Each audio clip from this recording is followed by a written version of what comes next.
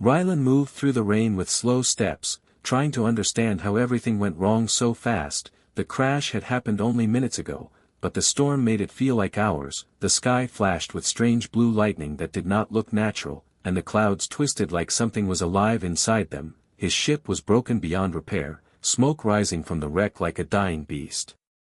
He stood alone on the muddy ground of the unknown planet, breathing hard, feeling the cold rain hit his face again and again. At first, he believed he was alone, but soon, he understood he was not. There was something in the forest watching him.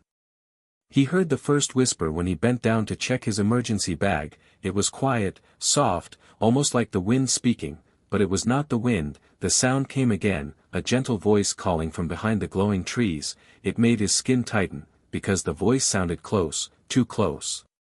Rylan turned quickly, shining his small flashlight toward the sound. The forest was empty, only tall glowing plants moving in the heavy rain, but he felt eyes on him. He felt a presence that was small, careful, and curious. He took one step forward, and the whisper came again, this time clearer. "Stop staring," the voice said, gentle but strange. Rylan froze, rain dripped from his hair and clothes as he waited for the voice to return, but the forest stayed silent for a long moment.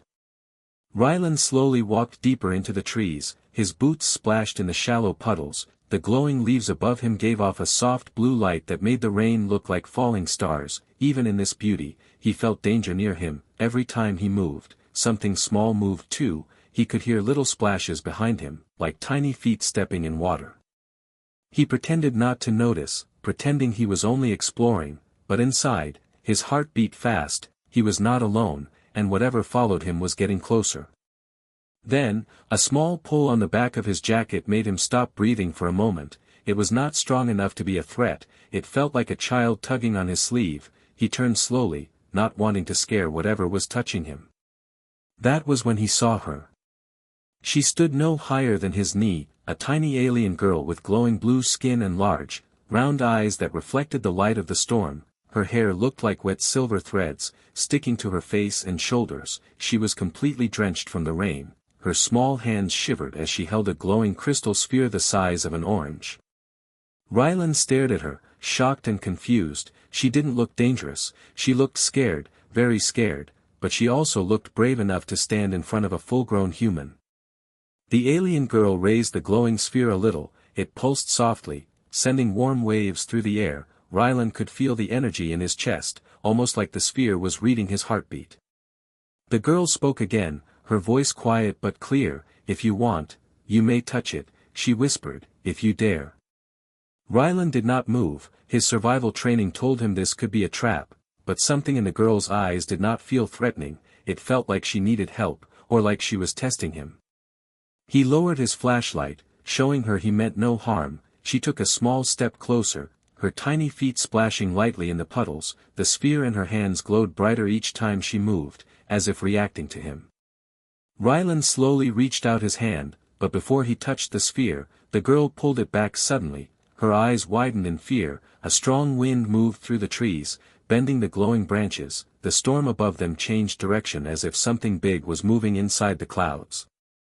The girl whispered, "They are coming." Her voice trembled now, not brave like before. Rylan looked around quickly, trying to understand who they were. Dark shapes moved far behind the trees, tall and heavy, walking in slow, controlled steps. Their red eyes scanned the forest like searchlights. Rylan felt fear rise in his throat. They looked like hunters, machines mixed with something alive. The alien girl stepped close to him again, gripping the glowing sphere tightly. "You must choose," she whispered, "touch it, or they will find us." Rylan knew he had only seconds. He could run, he could hide, or he could trust this tiny stranger holding an object he did not understand. But the hunters were getting closer. Their heavy steps shook the ground. The red lights from their eyes cut through the rain like sharp blades. One of them turned its head toward Rylan's direction, scanning the trees slowly. The girl looked up at him with desperate eyes, rain running down her glowing cheeks. "Please," she whispered, "touch it." Rylan reached out again, his hand shaking. The sphere glowed brighter, humming like it recognized him. The forest suddenly became silent. Even the rain seemed to pause for a moment. The moment before he touched the sphere felt like the entire planet was holding its breath. the hunters stopped walking, the girl stopped moving, and Ryland's hand moved closer and closer. Then, the sphere responded with a sudden bright flash of light. And everything changed. The flash from the sphere faded slowly, and Ryland blinked as the world returned around him. The rain still fell, but something had changed in the air. The colors of the forest looked brighter, the glowing leaves pulsed like they were breathing, even the ground felt warm under his boots. The tiny alien girl stared at him with wide eyes, her mouth was open slightly, like she did not expect the sphere to react so strongly. She whispered in a shaky voice, "It accepted you." Ryland tried to speak, but a deep sound rolled through the forest before he could say a word. It was low and heavy, making the trees shake and the water in the puddles vibrate. The hunters had stopped searching, but only because they sensed something else. The girl grabbed Ryland's hand suddenly, her small fingers were cold but strong. She pulled him forward with surprising speed. He followed without thinking, hearing the hunters begin to move again behind them. Their metal legs slammed into the wet ground with slow but powerful steps. The forest grew darker as they ran, the glowing plants dimmed like they were hiding their light. The rain felt colder, sharper, as if the storm was angry. Ryland looked back once and saw 3 hunters moving through the trees, scanning with red beams that sliced the darkness. The girl pulled him harder, whispering, "Do not let go, the sphere chose you, it will protect you if you stay close." Ryland wanted answers. He wanted to ask who the hunters were, why the sphere reacted to him, why she trusted him, but there was no time to speak. They ran until the trees opened into a narrow valley with tall rocks on both sides. The sound of metal feet grew louder behind them. Ryland felt fear climbing up his spine. The hunters were getting closer, one wrong step and they would catch them. The girl stopped suddenly in front of a large rock covered in glowing blue symbols. She pressed her small hand on the surface. The symbols lit up in a pattern, like they were waking from sleep. The rock split open silently, revealing a narrow passage inside. Ryland hesitated for a moment, but the girl pulled him in before he could decide. The stone door closed behind them, shutting out the rain. Inside, the air was warm and dry. A soft blue light came from the walls. Ryland could hear his own heartbeat, loud and fast. The girl walked ahead, her glowing skin reflecting on the smooth stone around them. Ryland spoke finally, his voice low, "What is this place?" The girl looked back at him, her eyes brighter than before. "A safe path," she whispered, "only for those the sphere accepts." She held the sphere close to her chest, and it glowed softly in response. They walked deeper into the tunnel, but Ryland noticed cracks in the walls, like something powerful had broken through long ago. The deeper they went, the colder the air became. He felt like something was watching them from the darkness behind the cracks, something old and dangerous. The girl suddenly stopped and pointed forward. Ryland followed her gaze. At the end of the tunnel stood a large stone archway covered in the same glowing symbols. Beyond it was a huge chamber with tall pillars and a floor that looked like crystal. But that was not what made Ryland's breath stop.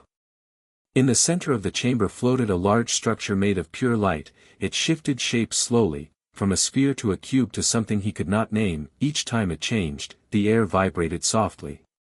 The girl stepped closer to him and whispered, "This is the heart room. My people built it long ago, before the hunters came."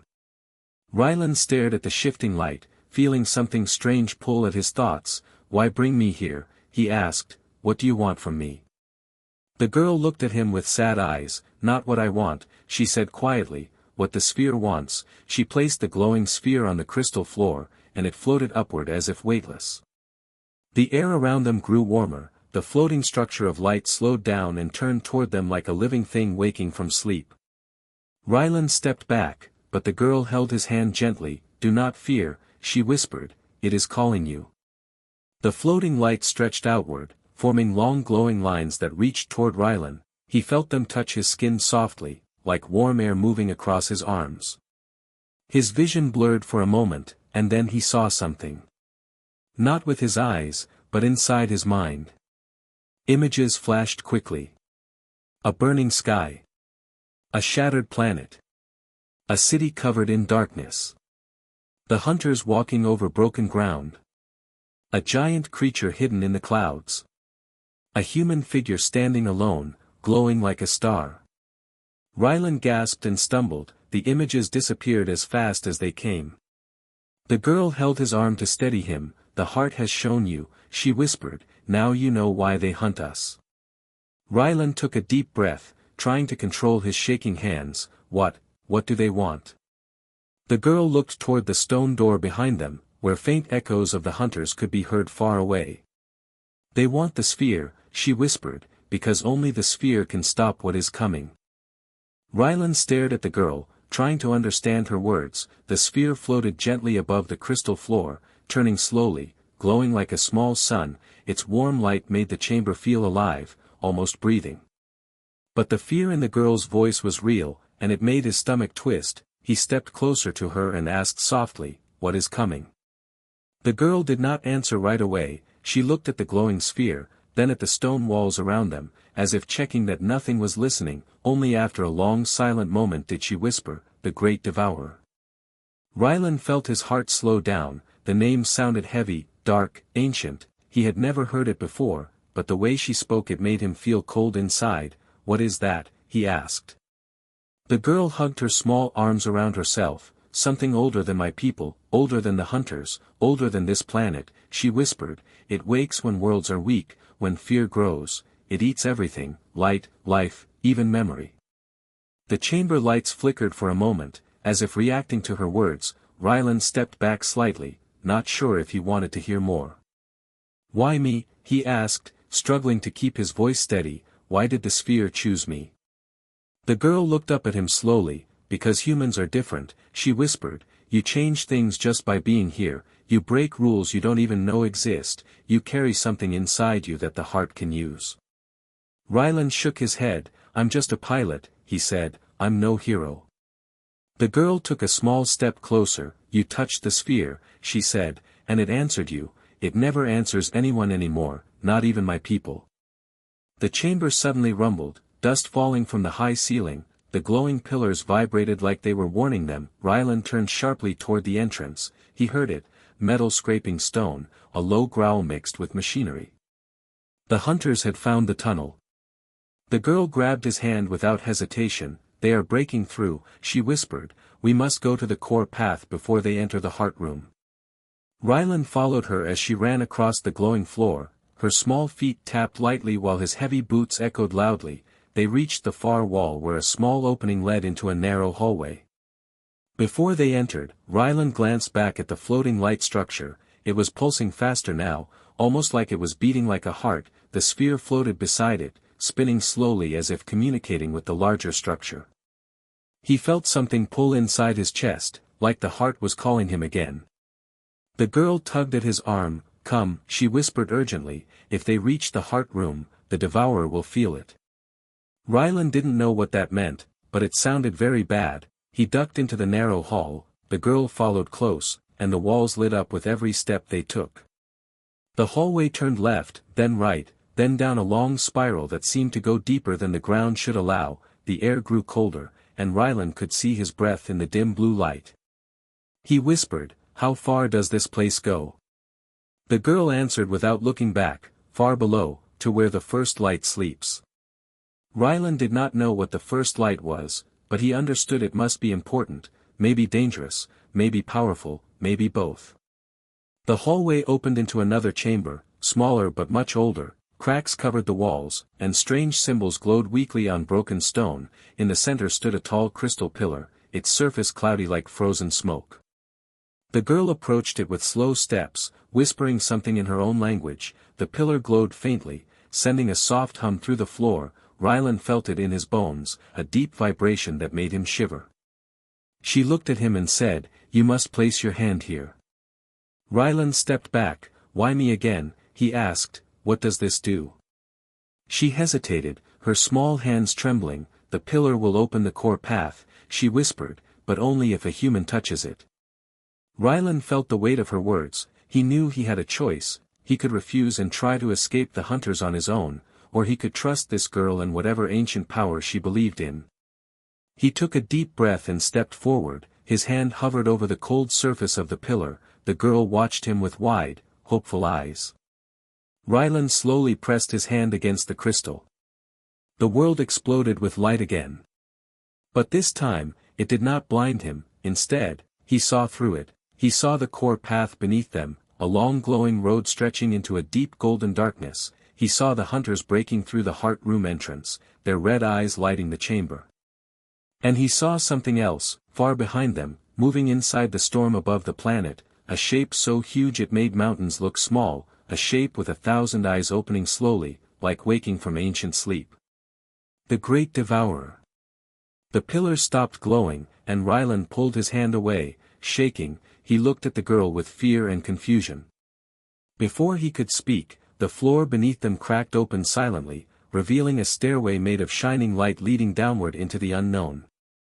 The girl whispered, "The core path is open." And far above them, the first roar of the Great Devourer echoed through the storm.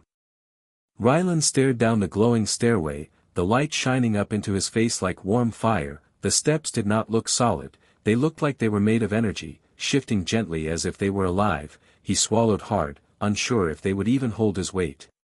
The girl stepped onto the first glowing step without fear, her small feet did not sink or slip. She turned back to him and nodded. "Come," she whispered, "the core path will protect us." Ryland followed, though every instinct inside him screamed to run the other way. The stairs hummed softly beneath his boots, vibrating like a heartbeat. As they moved deeper, the light above them slowly closed, sealing the entrance behind them. Darkness pressed close around them, leaving only the soft glow of the steps to guide their way. Ryland felt like they were walking inside a star, or inside a memory of light. He whispered, "Where does this path lead?" The girl spoke quietly, her voice echoing slightly in the strange space, "To the core, where the first light sleeps, where power older than the hunter's waits." She looked down, hesitation in her eyes, "And where humans once walked long ago." Ryland frowned, confused. Humans were here before. She did not answer. Instead, she pointed ahead, and Ryland fell silent as he saw the path open into a massive chamber. It was unlike anything he imagined.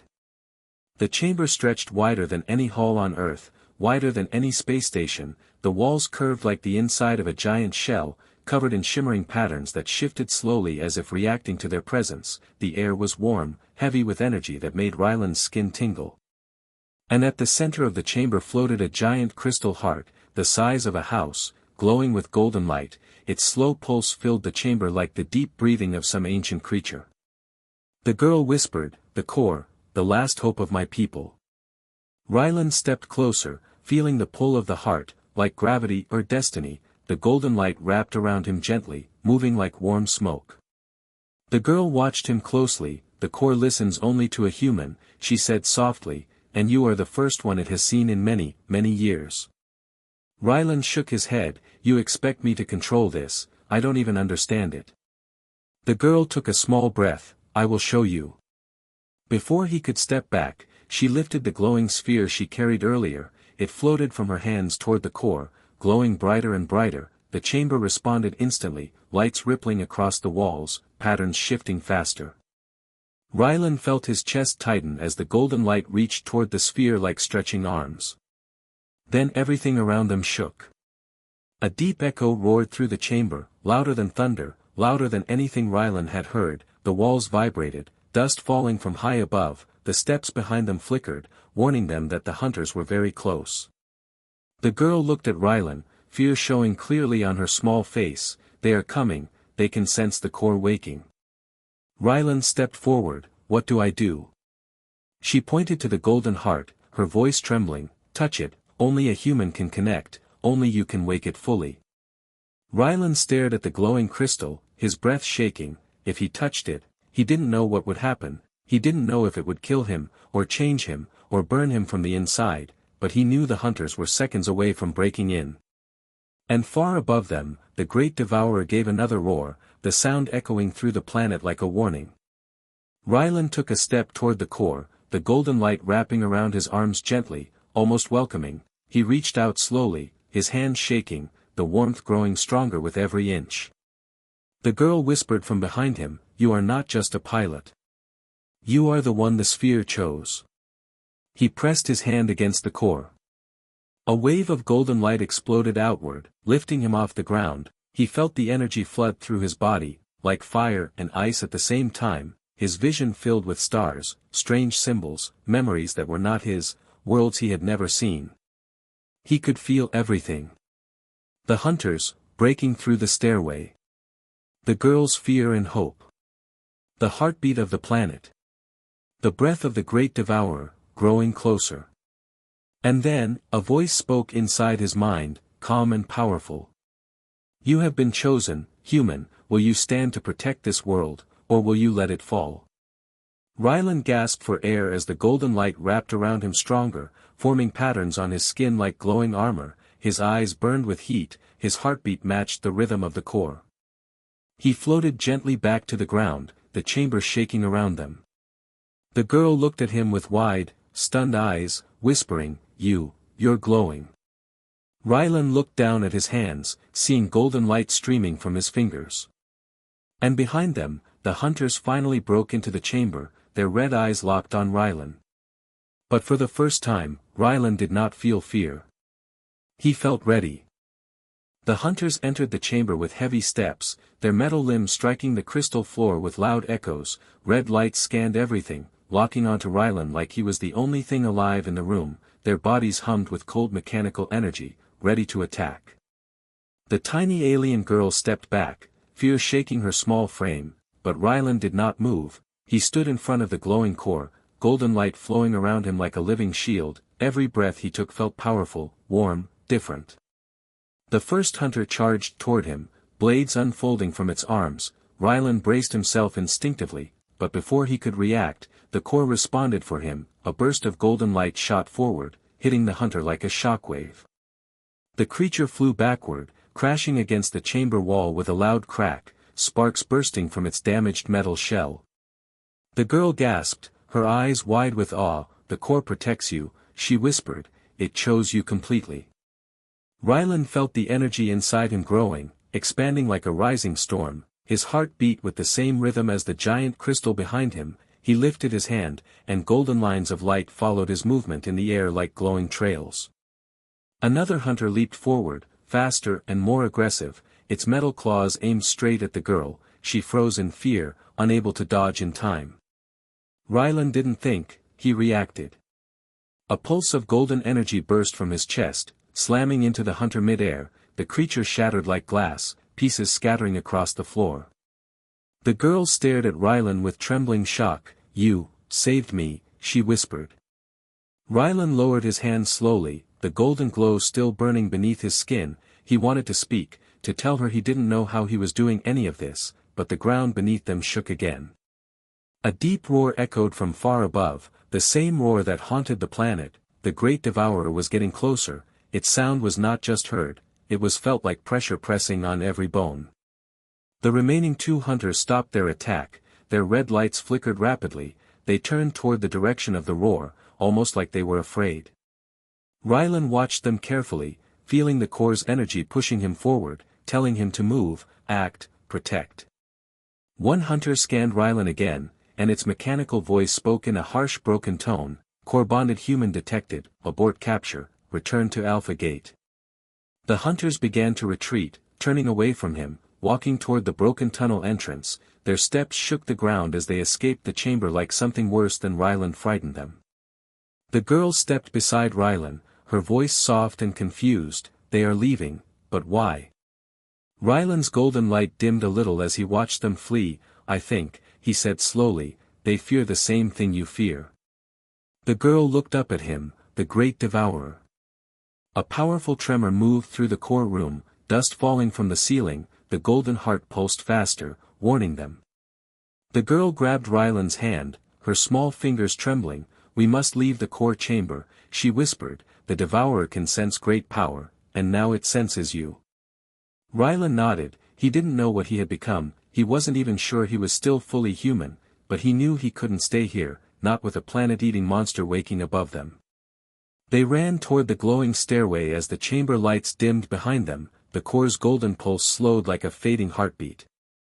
Rylan looked back once and saw the giant crystal flicker, like it was trying to speak to him one last time. A whisper entered his mind, faint and urgent. This is only the beginning. The ground shook violently, and he turned away, following the girl up the stairs. every step shook beneath them, the roar of the great devourer echoed again, louder, closer, like it was tearing through the sky above. They reached the top of the stairs just as the glowing entrance sealed behind them, closing off the core chamber.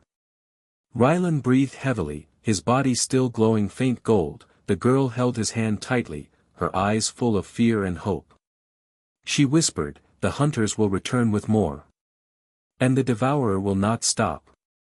Rylan looked toward the storm outside, seeing flashes of giant shadows moving behind the clouds. He tightened his fists, feeling the core's power pulse inside him like a second heart. "What do we do now?" he asked quietly. The girl stepped closer, her voice shaking but determined. "We run, we hide, we survive, until the sphere shows the next path." A deafening roar echoed through the sky, closer than ever, the entire planet trembled. The girl whispered one last line, her voice trembling with fear. "You touched the sphere, now everything is coming for you." And the storm above ripped open with a blinding flash, revealing the first monstrous eye of the great devourer staring down at them.